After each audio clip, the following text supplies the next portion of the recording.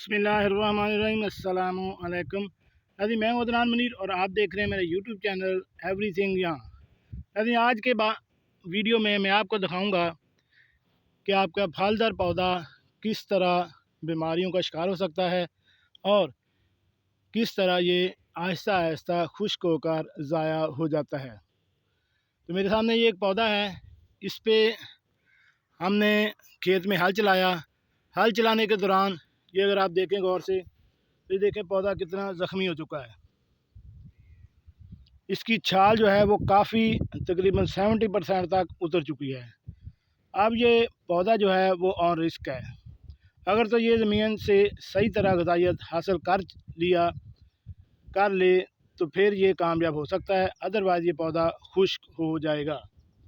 अगर आपने भी अपने घर में या रकबे पे किसी भी जगह आपने फलदार पौधे या कोई भी पौधा लगाया है तो उसके लिए ख़ास एहतियात करें।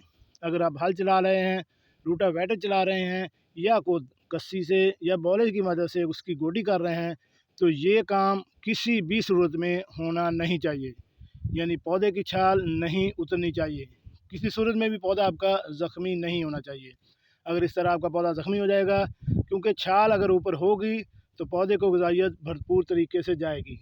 लेकिन अगर आप छाल काट देंगे या छाल उतार देंगे तो वहाँ सीवी लगने का ख़तरा होता है और आहिस्ता आहिस्ता वो पौधा जो है वो खुश्क हो जाता है।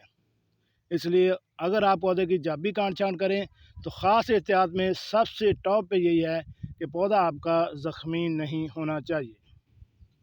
जी नाज़रीन, कैसे लगी आज की हमारी ये मालूमाती वीडियो? हमारे चैनल एवरीथिंग यहाँ को सब्सक्राइब करें और साथ बेल आइकन का बटन भी प्रेस कर दें। मिलते हैं एक नई वीडियो के साथ। अस्सलामु अलैकुम।